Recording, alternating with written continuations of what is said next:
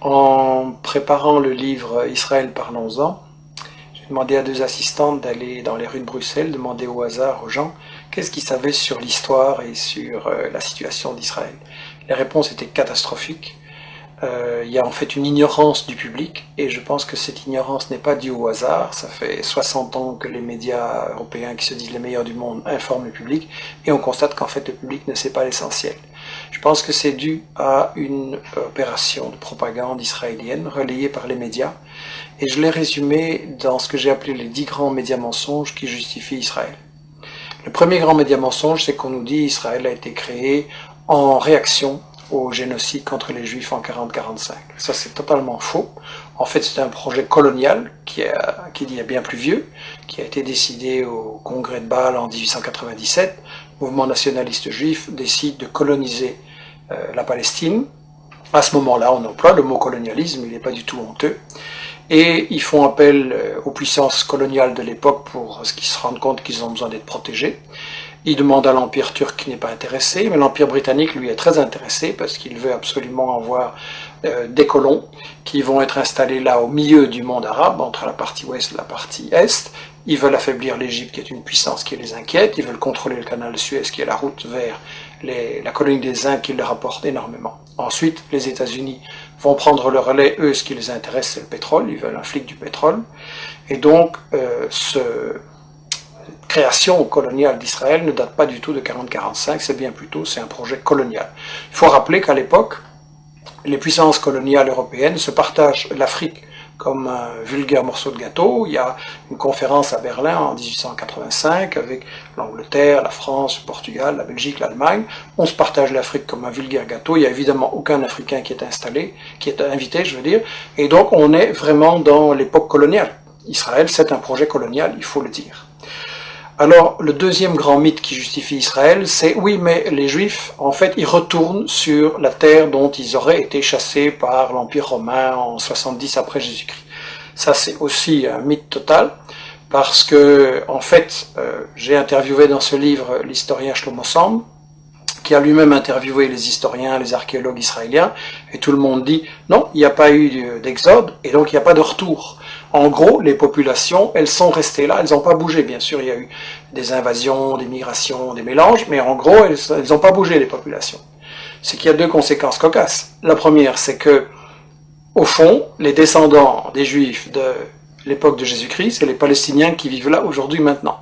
Et la deuxième conséquence, c'est que, alors, s'il n'y a jamais des gens qui sont partis, quels sont ces gens qui nous disent qu'ils reviennent? En fait, ce sont des convertis, des Européens de l'Est, de l'Ouest, des Maghrébins, qui se sont, à différents moments, pour différentes raisons, convertis à la religion juive. Et en fait, comme dit Shlomo Sand, le peuple juif, ça n'existe tout simplement pas. Il n'y a pas d'histoire commune, il n'y a pas de langue commune, il n'y a pas de culture commune, il y a juste une religion. Mais une religion, c'est pas un peuple. On ne parle pas de peuple chrétien, de peuple musulman, et donc pas de peuple juif non plus. Alors, le troisième grand mythe, c'est l'idée que, en fait, c'est pas grave s'ils se sont installés là en Palestine pour coloniser, parce que nous dit-on, c'était un désert, c'était une terre sans peuple, donc c'était vide. Ça aussi, c'est un mensonge total. En réalité, les témoins de l'époque, déjà au 19e, début 19e, disent la Palestine, c'est un océan de blé.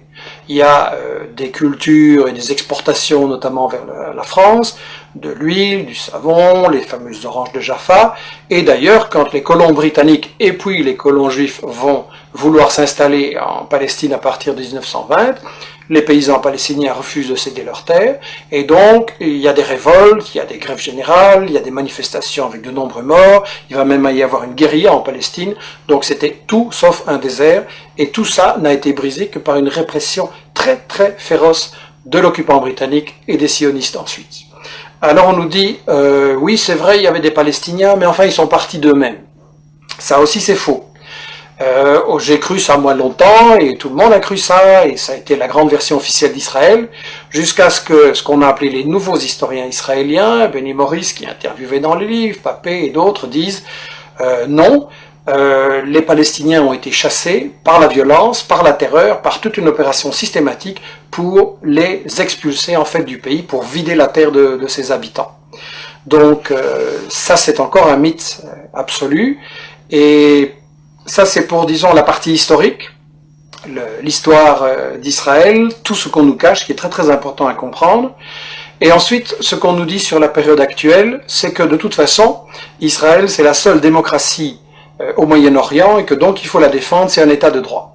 Premièrement, c'est pas un état de droit, c'est le seul état au monde où la constitution ne fixe pas les limites du territoire. Dans tous les pays du monde, il y a une constitution qui dit le territoire il commence là, il s'arrête là, et ça c'est notre pays. Israël non, parce qu'Israël c'est justement un projet d'expansion qui n'a pas de limite, et il y a donc une constitution en plus totalement raciste qui dit que Israël c'est l'état des Juifs. Ce qui veut dire que les autres sont des sous-citoyens, des sous-hommes, et donc c'est la négation même de la démocratie, une constitution pareille.